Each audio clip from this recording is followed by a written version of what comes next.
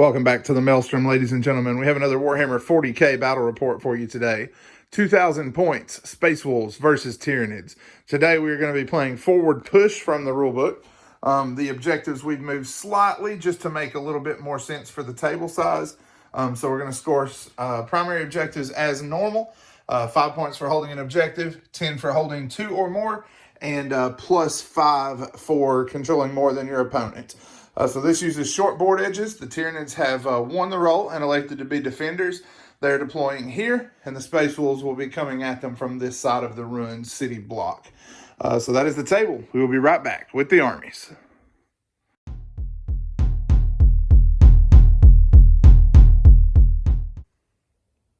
First up, we have the forces of the Space Wolves organized into a battalion today. For our HQs, we have Ragnar Blackmane, and we have a Primaris Wolf Priest on a bike. The Wolf Priest is our warlord, and he has Resolve of the Bear and the Pelt of the Beowulf. In our troop slot, we have 5 Assault Intercessors with no upgrades. We have 10 Incursors with a Pulse Mine, and we have 10 Intercessors with Bolt Rifles. In the Elite slot, we have a Redemptor Dreadnought with a Heavy Onslaught Gatling Cannon, and 2 Storm Bolters.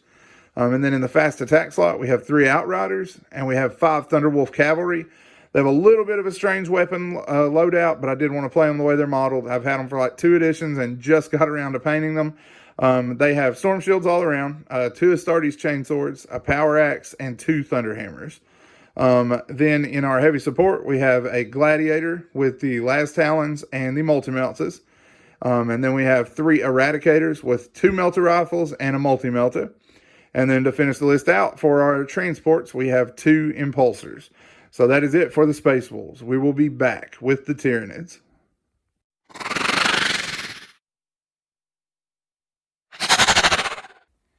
So I will be playing Hive Fleet Kronos.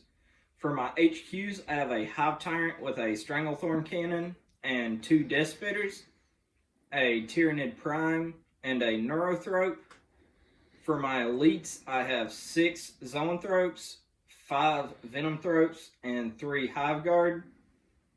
For my elite troops, I have 5 Warriors with Death Spitters and 1 Venom Cannon, 3 Rippers, and just to fill out points, I took 10 Termagants with Flesh Borers.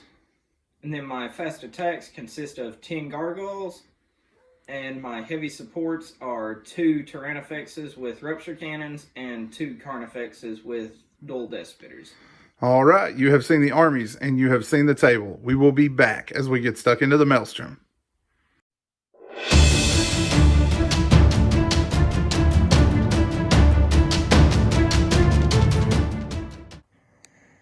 All right, deployment is complete for the Space Wolves. We have our 3 Eradicators using the Space Wolf stratagem to outflank. We have half of our Incursors on either flank. And then we have all of our fast movers here, the Bikes, the Chaplain, and the Thunderwolves. Then we have here in the center, Ragnar and the Assault Intercessors. Half of the Intercessor squad in the tank, half dismounted. We then have our Gladiator and our Dreadnought here. Eric, walk us down these Tyranids. So my Rippers and Gargoyles are coming in through reserve. I have my Tyrannifexes taking firing lanes down where they can get line of sight. Zoanthropes hopefully going to take the majority of the force on the first turn. Venomthropes giving as much as they can cover, and everything else hiding, other than the Termagants trying to negate the Eradicators. All right, so we got our dice off for the first turn. Space Wolves have a 5, Tyranids have a 4. Space Wolves will take the first turn. We will be back once that is underway. Space Wolves turn 1 is up to the assault phase, and it was an abysmal turn for the Wolves. We use Commanding Oratory to automatically get off our +2 to our charges. We got a 4-inch advance with the Thunderwolves, and them and the Bikes needed 8-inch charges with that bonus to get into the Tyranid Warriors, but even with a reroll 3 attempts, we did not get an 8 on any of them. The Incursors did manage to make a charge, rolled a 10, so they're going 12 inches into this Carnifex. Our armor on this flank rolled around the building to get into engagement on the Zoanthropes and then failed miserably. The Stormbolters did not cause a single wound for him to have to save against. The Dreadnought killed one pretty much solo, and the Gladiator missed with 6 of its 8 shots, and the other 2 bounced off of his invulnerable save. We advanced these guys in an attempt to get max points on engaged on all fronts, but rolled a 2. So not much doing that turn. We do have 1 fight to work and 1 monster that is currently locked up. We're going to work that combat, and then we will be back. Combat rolls to an end. We managed to put 2 wounds in the Carnifex. Him plus the Hive Guard who got wrapped up into the combat were able to do 3 wounds back, but the Intercessors decided to roll some 3-up since the rest of the army was incapable of it this turn, and they took no damage. So that is it for Space Wolves turn 2. Not a lot of bugs dead. In fact, 1 bug dead. Tyranid response coming up next. So generally moved forward and away from the orbital bombardment. Use pathogenic slime on my Carnifex to hopefully bring down some incursors. Only managed to bring 1 down. The Tyrannifex on that side got Symbio-stormed and pulped the Impulsor in 1 shot. And 1 of the Assault Intercessors died in the explosion, and 1 died from the Carnifex that fired not in combat. My warriors definitely showed up the turn. Managed to bring down 3 Thunderwolves combined with the Hive Tyrant, and my second Tyrannifex fired into the Outriders and killed 1 of them. So he managed to pop another wound down on my Carnifex, but I got 1 back in return. Yeah, 2 more saves, failed them both again. We got 3 Marines there, so we're good because the Sergeant's there. Everybody's good on morale, except the Thunderwolves, and I'm paying 2 points, even though I only fell on a 6. At this point, I'm not even going to roll it because I know what's going to happen. So we're going to pay 2 CP to keep both Thunderwolves in the fight. Space Wolves turn 2 is next.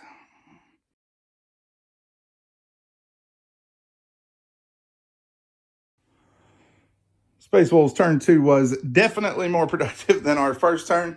The Incursors moved here to get engaged on all fronts, and in the off chance that they could roll high enough to leap up here and charge into the Venom Thropes. However, they could not. The Dreadnought moved forward, and the Intercessors got out. Their tank moved up here, along with the Gladiator, to engage down the range. Orbital bombardment went off, killed 1 of the Hive Guard, put 1 wound in the Neurothrope, and did him 2. Is that right? Yep. And then he went down to 8 wounds from fire that came in from the Gladiator. Our Eradicators came in the backfield and used keen senses so that their multi-melta was hitting on normal ballistic skill, and their melta rifles weren't worrying about these guys giving -1, and they were able to kill this Tyrannifex. Our Outriders slid up into the gap, fired some bolter shots down here, and killed 2 Gaunts. Rolled miserably with them. Bolt pistols took 1 wound out of a Hive Guard in combat. Ragnar is going into combat there now. The bikes are charging into the Prime in the backfield. And the Thunderwolves have finally decided to get into the action and are charging into the Warriors. So we got several combats to work, and then we will be back. Combats went well for the Space Wolves. Ragnar was able to chop down both of the Hive Guard and consolidate back towards the Carnifex here. The 3 Marines were able to move in against him and get a couple of wins in, but he did save. Down here, the bikes were able to put 1 wound in the Prime. He did no damage in return. And then the Thunderwolves were able to wipe out the Warriors and consolidate towards the Prime. The Dreadnought, however, was the star of the turn. He did make his charge around the corner into these guys and killed 3 of them. Yep. Leaving just the 1 up here on top. And then he consolidated into the Carnifex. So that is it for Space Wolves turn 2. Tyranid response coming up next. So my Venom Throats moved forward to clog the gap to keep him from getting to my more valuable bugs. Tyrannifex fired at the Redemptor Dreadnought and Ragnar. Killed Ragnar and put a handful of wounds out of the Redemptor. My Hive Tyrant fired at the Thunderwolves and killed 1 with his Death Spitters, nothing with his Stranglethorn. And my Carnifex killed 1 more in the shooting phase after the Neurothrope killing one in the psychic. Yep. My Gargoyles and Ripper Swarm also showed up. My Gargoyles are currently repairing teleport hunters. All right, and then down here, your 3 Gaunts shot a wound out of one of these guys. Saves are still garbage, but at least we got some damage done. So we got a few combats to work. I did heroically intervene here and down there with the Thunderwolf. So we got several combats to work, and then we will be back. So managed to knock a wound out of the Redemptor and wounded the Incursor, but he made a save finally. Yep, finally got one there. The Redemptor smashed 3 of the Venom Thropes, and the Thunderhammer from the Thunderwolf Cavalry was able to smash the Prime. So Tyranids are getting pushed back here in spite of my inability to make a save. Space Wolves turn 3 is coming up next.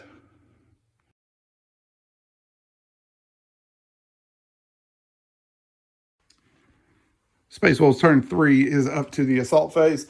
Our Incursors took the rooftop and put their fire into the last Zoanthrope along with these guys.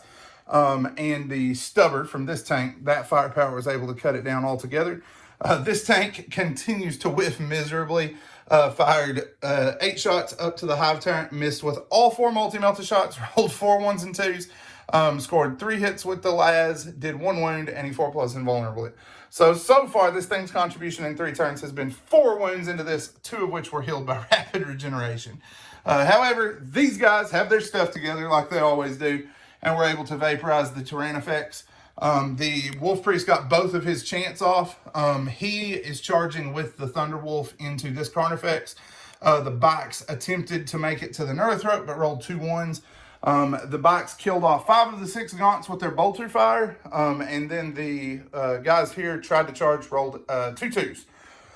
Here, the Redemptor was able to clear himself from combat with his Gatling cannons, and he is now charging into this Carnifex. So lots of combats to work, and then we will be back. The fight phase rolls to an end, and the Tyranids are going to tap at that point. The Thunderwolf was able to kill the Carnifex here.